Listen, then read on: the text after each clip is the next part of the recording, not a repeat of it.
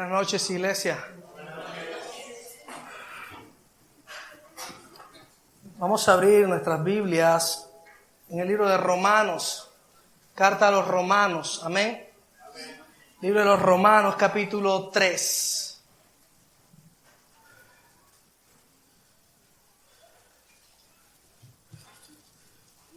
Dios ha sido fiel, amén, iglesia. Amén. Dios es fiel. Dios es fiel. Él no puede ser infiel.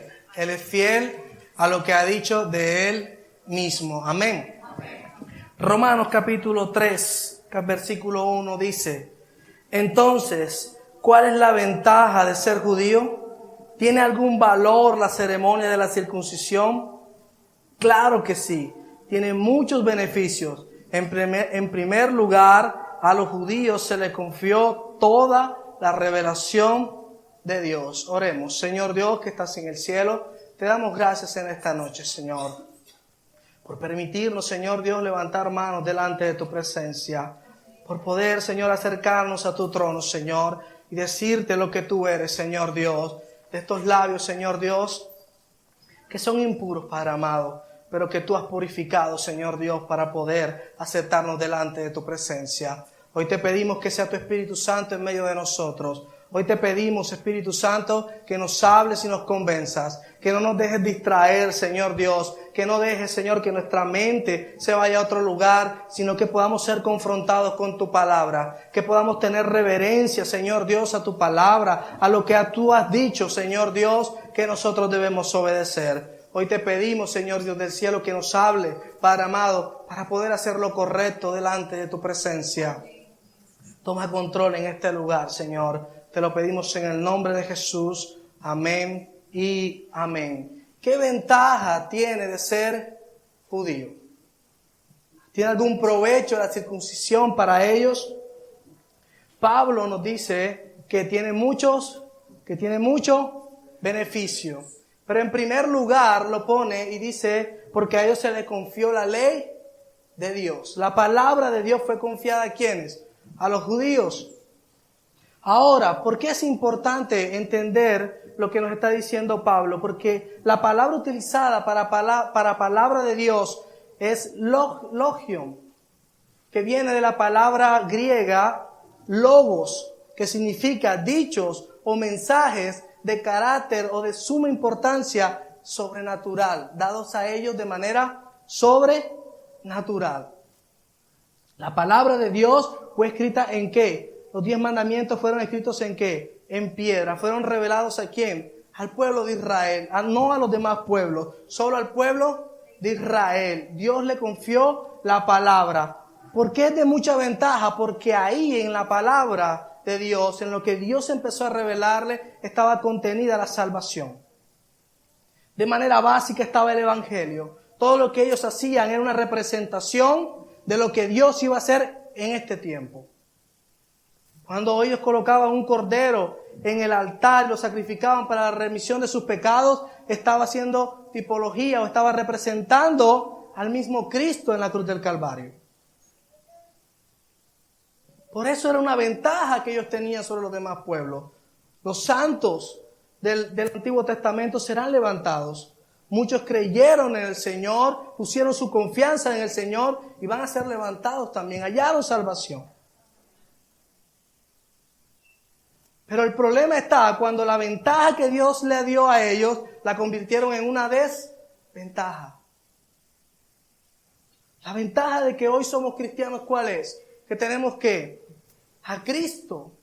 No nos podemos jactar de otra forma. No nos podemos jactar de otra cosa. ¿Sino de quién? De Cristo y Cristo crucificado. Su palabra ha sido revelada en nuestras vidas. Ya no hay un velo que nos separa. La revelación ha sido consumada en la vida de Cristo en nosotros. Tenemos una ventaja sobre los que no tienen a Cristo en su corazón. ¿Qué estamos haciendo con esa ventaja?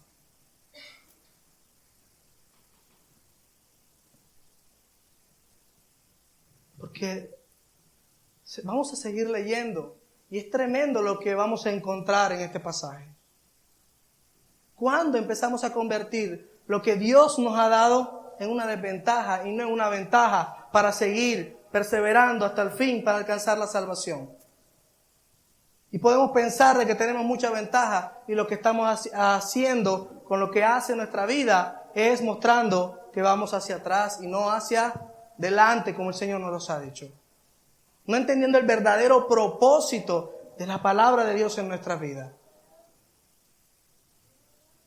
Ahora bien, Juan, antes de seguir, para que entendamos un poco de lo que el Señor nos va a hablar, Juan muestra en el Evangelio, en el capítulo 1, dice que en el principio la palabra ya existía y la palabra era con Dios y la palabra era Dios. La palabra utilizada ahí, palabra, es logos y es un título que Juan le está dando al mismo Cristo. Cristo es la palabra viva que tú tienes hoy en tu corazón. Por eso esta palabra se hace viva en cada uno de nosotros. No son solo palabras, iglesia, no son solo letras, sino es el mismo Cristo dando vida a nuestras vidas. Por eso Él se hizo carne. En el versículo 14 dice que la palabra se hizo carne. En la Reina Valera dice, el verbo se hizo carne. Se volvió una realidad para todos nosotros. Cristo es la revelación para la humanidad. No hay más revelaciones. Digan amén a eso. Porque hoy la iglesia vive de revelación en revelación. ¿Qué es lo que dice este pastor? ¿Qué es lo que dice este profeta? No hay otra cosa que decir, sino que Cristo se ha revelado a nuestras vidas.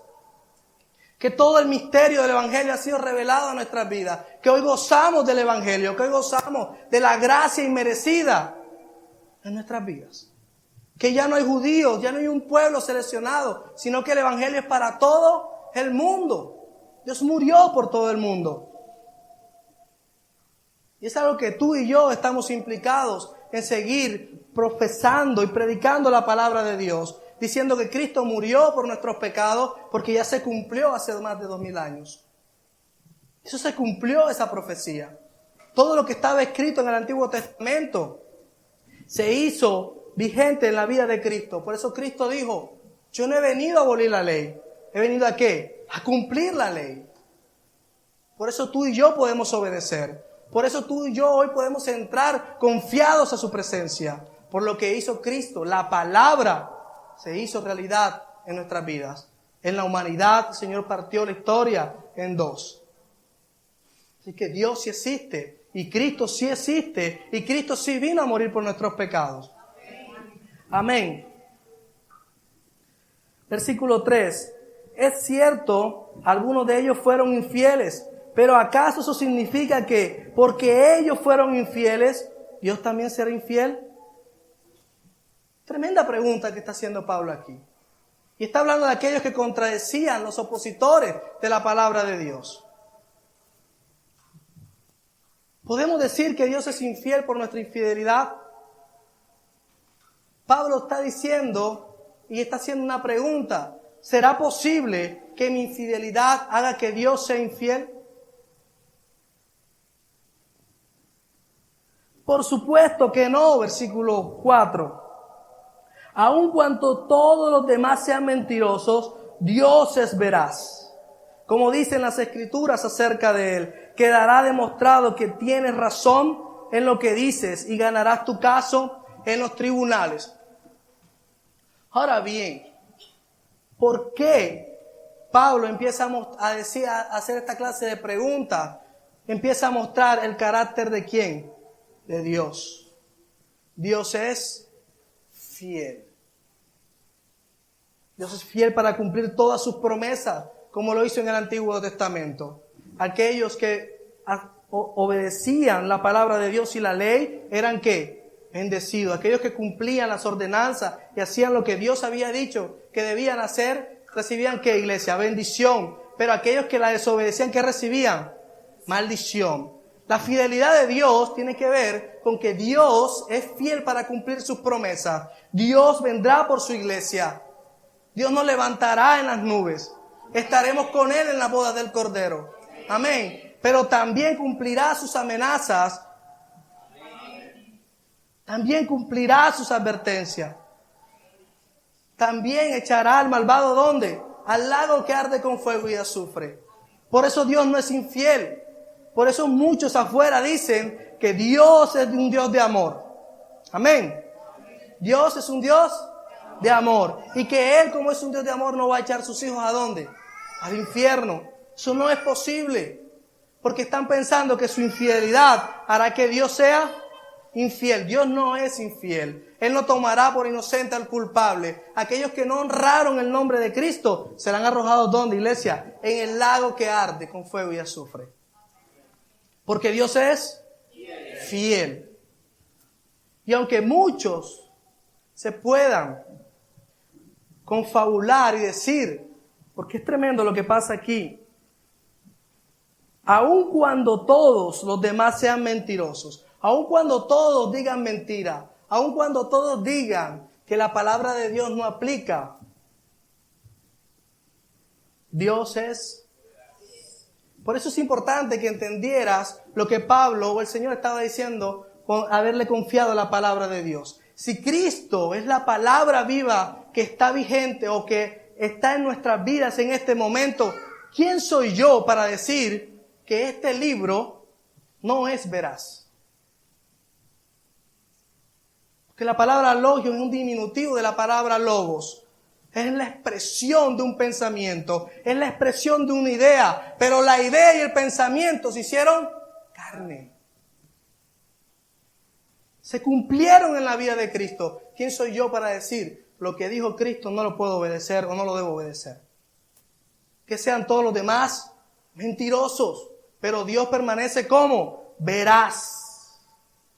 Él no perderá delante del juicio. Delante del trono blanco ninguno se va a presentar con alguna excusa válida. Ninguno lo hará. Porque Dios es veraz y no perderá en el juicio. No perderá en los tribunales. Porque lo que Él ha dicho se va a cumplir y es verdad. Versículo 5.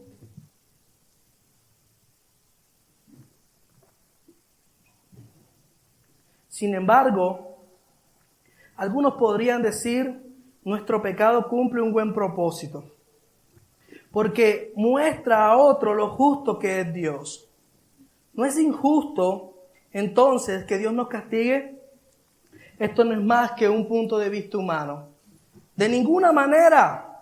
Si Dios no fuera completamente justo, ¿cómo tendría autoridad para juzgar al mundo? Sin embargo, alguien podría seguir argumentando, ¿por qué Dios me juzga como pecador si mi mentira realza su veracidad y le da más gloria a Él?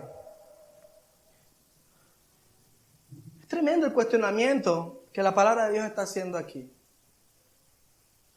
Esto es como un joyero, y el ejemplo más preciso es un joyero que pone un diamante en un lienzo negro.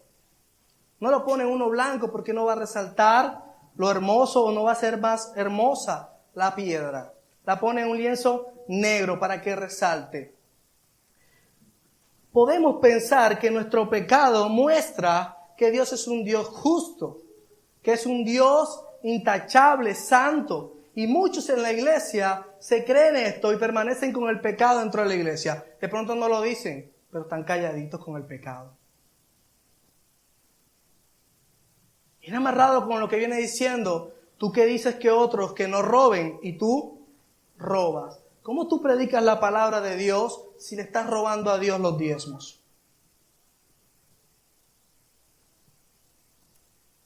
¿Cómo dices tú que a otros que Dios es reverente, que debemos temerle cuando llegas tarde a la escuela dominical?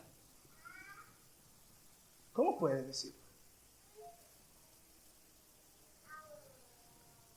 Porque empezamos a creer la mentira del mundo de que nuestra infidelidad hace que Él sea infiel.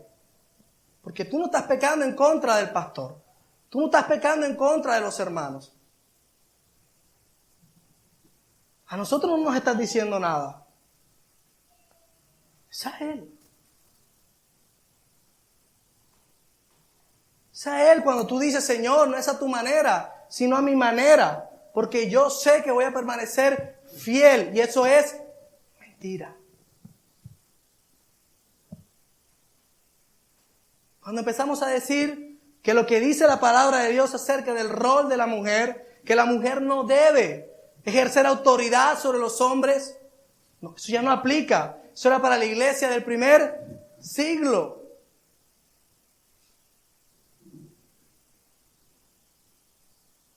Eso es lo que está diciendo ahí. Mira, yo no pienso así, por eso estoy aquí. Pero cuando se te toca ese punto, empiezas a...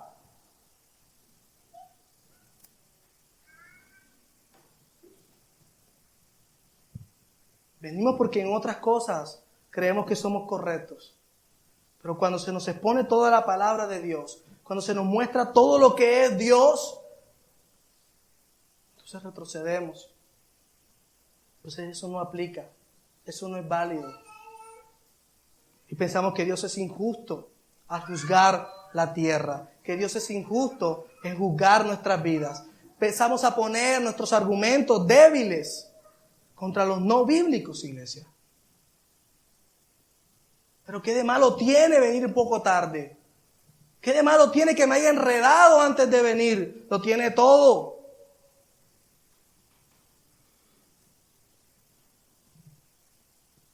Lo tiene todo, iglesia. Porque Dios llega en el momento preciso. Dios no llega ni antes ni después. Y si mi Dios es cumplido, sus hijos ¿cómo deben de ser? Si Dios no hubiese venido hace 2000 años, tú y yo no tendríamos salvación. No pertenecíamos al pueblo de Dios. Dios llegó en el momento preciso.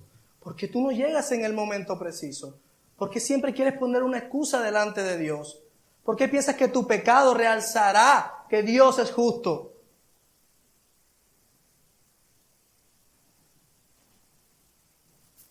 Cada vez que tú dices que tu pecado no es tan grave y no es tan malo, estás pensando de que Dios no es justo e imparcial y que Él no tiene moral para decirte a ti que está mal.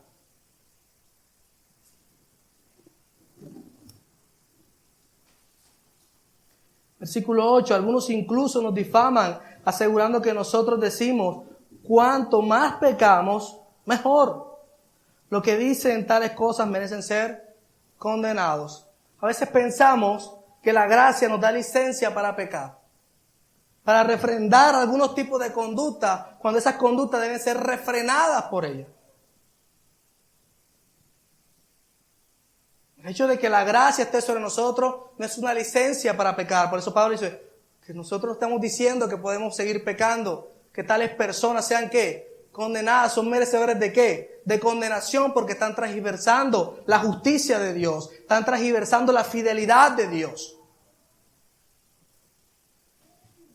Cuando mi conducta dice que algo está bien y la palabra dice que no, estoy transgiversando la palabra de Dios y estoy diciendo que no soy cristiano. Por eso te dejé claro lo que significa la palabra de Dios. Cristo es la misma palabra. ¿Cómo te dices llamar cristiano cuando lo que tú estás haciendo no glorifica el nombre del Señor? ¿Cómo lo dices?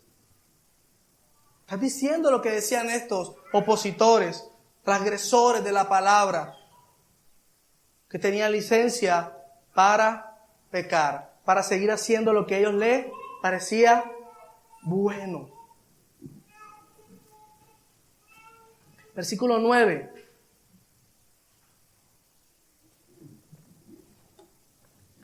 Ahora bien, llegamos a la conclusión de que los judíos somos mejores que los demás. Para nada. Tal como acabamos de demostrar, todos, sean judíos o gentiles, están bajo el poder del pecado. Como dicen las Escrituras, no hay ni un solo justo, ni siquiera no deja a nadie ahí. Ahí no te puedes incluir tú. No hay ni un solo justo, ni siquiera uno. Tú eres justo entonces. Así te vas a presentar delante del Señor. La palabra declara que no hay ni un solo, no hay nadie que haga lo bueno. Nadie es realmente sabio. Nadie busca a Dios. Todos se desviaron, todos se volvieron inútiles. No hay ni uno que haga lo bueno, ni uno solo. Cuando Pablo escoge estos versículos de 2 capítulos de Salmos y los enlaza, está mostrando la maldad que mora en nosotros, lo malo que somos. Está mostrando el carácter de cada uno de nosotros. Cuando dice que no hay ni un solo justo, está hablando de lo correcto que yo puedo hacer o lo incorrecto que yo puedo hacer. Pero como está diciendo que no hay justo, está diciendo que tú y yo solo hacemos lo que, lo incorrecto, lo malo, la maldad mora en nosotros. ¿Está claro? Y estamos tomando un pasaje. Pablo toma un pasaje ¿de dónde? Del Antiguo Testamento. Para los que dicen que solo aplica el Nuevo o solo aplica el Viejo cuando les conviene. Aplica todo. Lo que hablan es repugnante como el olor que sale de una tumba abierta. Su lengua está llena de mentiras. Veneno de serpiente gotea de sus labios. Su boca está llena de maldición y amargura. Todo lo que sale de una persona es lo que puedes encontrar en una tumba abierta. Algunos han ido a un cementerio donde las tumbas están abiertas. Yo he ido. Imagínense lo que hay ahí. Ahora imagina lo que eso es lo que tienes adentro. Eso es lo que sale de tu boca. Por eso el Señor dijo lo que contamina al hombre no es lo que entra, sino lo que ¿qué? Lo que sale. Nuestras conversaciones son repugnantes delante de los ojos del Señor. Nuestro carácter es malvado delante de los ojos del Señor. Ahora viene nuestra conducta, se apresuran a matar. Siempre hay sufrimiento y destrucción en sus caminos.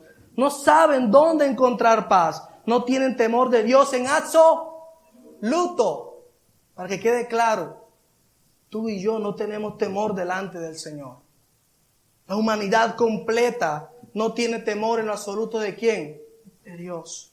Todo lo que hace es matar, producir dolor, sufrimiento. Todo lo que toca produce dolor. No hay nada bueno en nosotros. No hay nada que tú puedas decir, Señor, hay algo ahí que no hay nada. Es que esto hace la diferencia, iglesia, entenderlo. El entender que Él es justo y veraz no quiere decir que yo tenga que ser eso. Eso es lo que soy. Esa es mi naturaleza. Y yo no me voy a presentar delante de Dios con mis argumentos. Yo no voy a desmentir a Dios en el juicio. Porque eso es lo que Dios ve en mi vida. Eso es lo que soy yo antes de venir al Señor. Eso soy yo cuando la palabra de Dios no se ha hecho viva en mi corazón.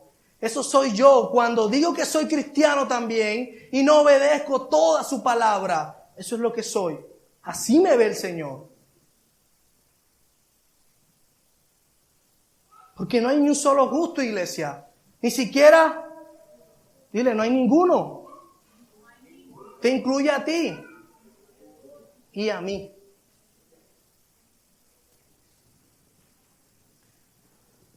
Versículo 19. Obviamente, la ley se aplica a quienes fue entregada, porque su propósito es evitar que la gente tenga excusas y demostrar que todo el mundo es culpable delante de Dios.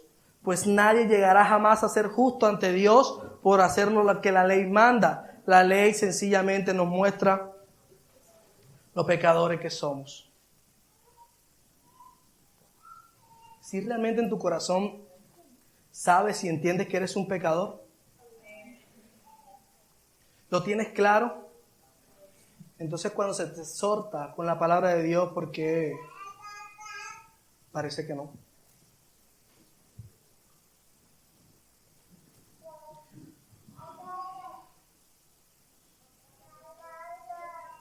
Quiero que te hagas esa pregunta en tu corazón y lo medites. Porque cuando se te exhorta de que lo que estás haciendo, la conducta que estás haciendo, simplemente está siendo guiada por lo que tú eres y no por lo que dice la palabra de Dios, te molestas. Porque cuando se te dice que hablar de una persona cuando no está presente se llama chisme, tú dices que no. Y puede que en el momento que te estén exhortando tú digas, no, sí. Pero cuando uno ve tu conducta, o más bien, no creo que nosotros podamos verla. Cuando Dios está viéndola, ¿qué estás diciendo, iglesia?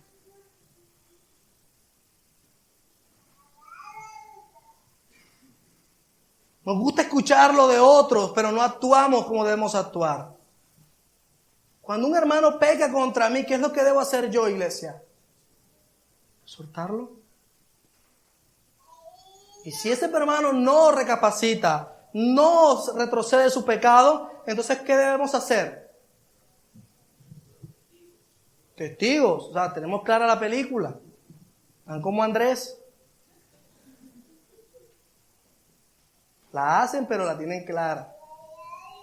Y si no recapacita de eso, ¿qué debemos hacer, iglesia? Decirlo a la iglesia. Y si todavía no quiere recapacitar, tratarlo como un ¿qué? Como un pagano. Está claro porque se ha enseñado.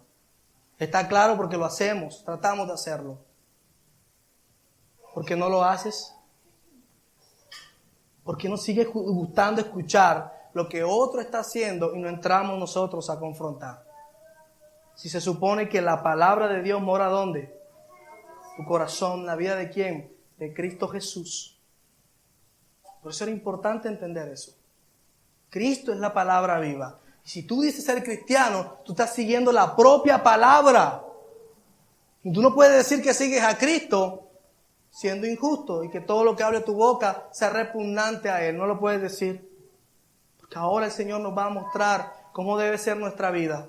Cómo debemos caminar delante de Él. Si el Señor dice que es no, para nosotros es que un no. Y cuando el Señor dice que sí, es que un sí para nosotros. Todo lo demás proviene ¿de dónde? La duda proviene del maligno. El engaño proviene del maligno. Términos medios proviene ¿de quién? Del maligno y de tu carne. Amén. Amén. Y de tu carne. Amén. Amén. Que tienes que entender en la noche de hoy que el enemigo no solamente es Satanás, sino tu propia carne, tu propia naturaleza. Porque tú no eres justo, tú no vas a dejar a Dios mal delante del trono blanco. No lo vas a dejar mal, no lo vas a poder hacer. Hoy el Señor te dice, no lo vas a poder hacer. Yo soy veraz. Aunque ustedes todos se pongan de acuerdo, ustedes serán hallados mentirosos delante de mi presencia.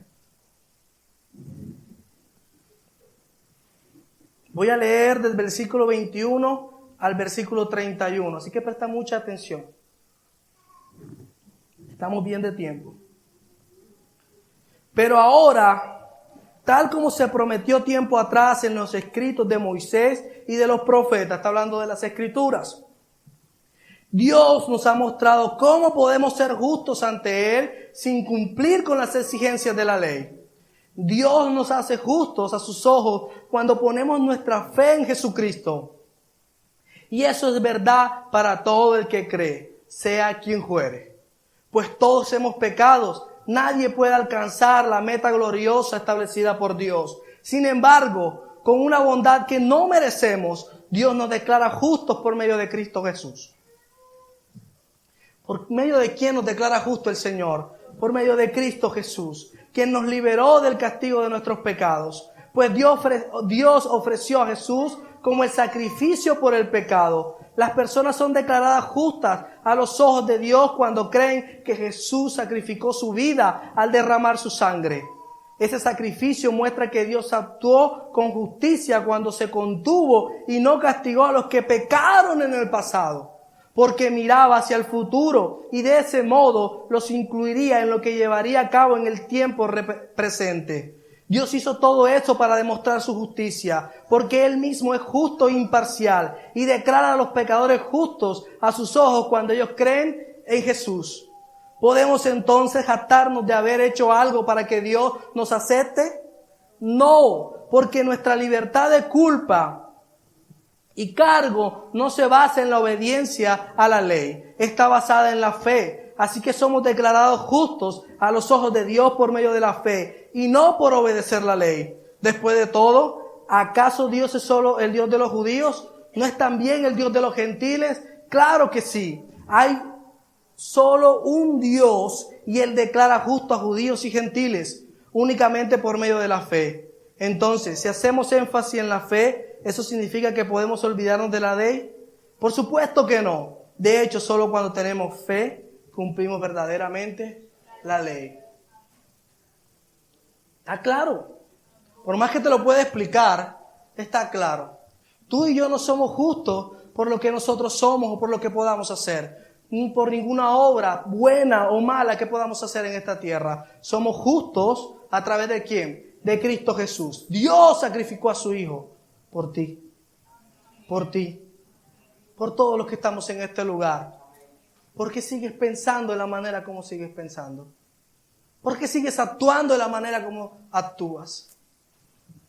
Si realmente has sido justificado por la fe, si realmente has aceptado el sacrificio de Cristo, tu vida tiene que cambiar. Tu vida tiene que ser diferente. Tiene que ser como Dios dice que debe ser. La ley no fue dada para salvación. La ley fue dada para mostrar el pecado. La ley fue dada para que tú y yo hoy podamos reconocer que es pecado delante de los ojos de Dios. Pero Dios sabía que no podíamos cumplir esas exigencias. Entonces Dios está loco. Voy a decir como dice Pablo, de ninguna manera.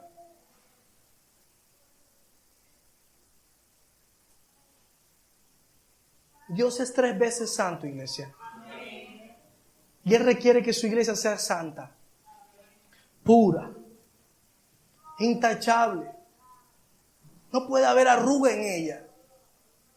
Por eso es tiempo, iglesia, de que entendamos el propósito de que estamos en este lugar. Por eso nos reunimos cada mañana. Pero pensamos que el congregarnos se nos vuelve una carga, cuando pensamos que es la manera como vamos a hallar salvación. Y eso es mentira. Por eso muchas iglesias hoy se llenan de gente que no ha sido justificada por Cristo Jesús. Por eso hay iglesias que son inmensamente grandes, de personas que no han sido justificadas delante del trono del Señor. Por eso hay personas que son engañadas pensando que los diezmos son sinónimos de bendición y son sinónimos de salvación. Y eso es mentira. Porque eso no dice la palabra de Dios. Solo cuando tenemos fe en el Señor, obedecemos la ley. Entonces, diezmamos. Sí, pero ¿por qué? Por causa de lo que hizo Cristo en la cruz del Calvario. Por eso se me es contado como justicia. ¿Por qué me puedo congregar y saber que estoy adorando al único Dios verdadero? Porque Cristo murió en la cruz del Calvario y me justificó delante del Padre. Rompió, rasgó el velo de arriba abajo. No hay otro motivo, no hay otra razón. Pero se nos olvida. Y empezamos a creer que nuestra infidelidad, que nuestra justicia puede llegar delante del trono del Señor y hacerle culto a Él. El Señor permanece fiel, iglesia. El Señor permanece fiel. Y el Señor conoce nuestros corazones, conoce el motivo por el cual nosotros hacemos las cosas. Así que delante de Él no te vas a presentar inocente, porque tú y yo no somos inocentes delante de Dios. El que es inocente es el Cordero, el Hijo de Dios, segundo en la Trinidad, que vino y murió por tus pecados. La palabra viva que fue expresada en el Antiguo Testamento y que se hizo viva en este tiempo presente. Es importante que lo entiendas. El Señor puede venir en este instante. El Señor puede venir mañana. Puede venir en un mes.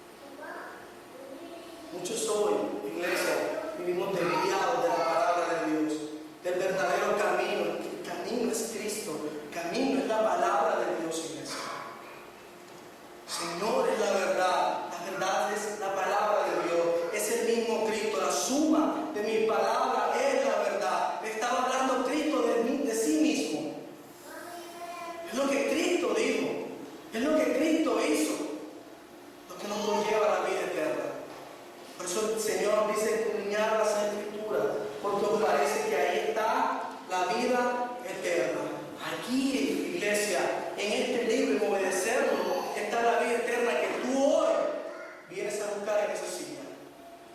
Si has venido por primera vez, por segunda vez, lo único que te puede dar vida es escudriñar este libro.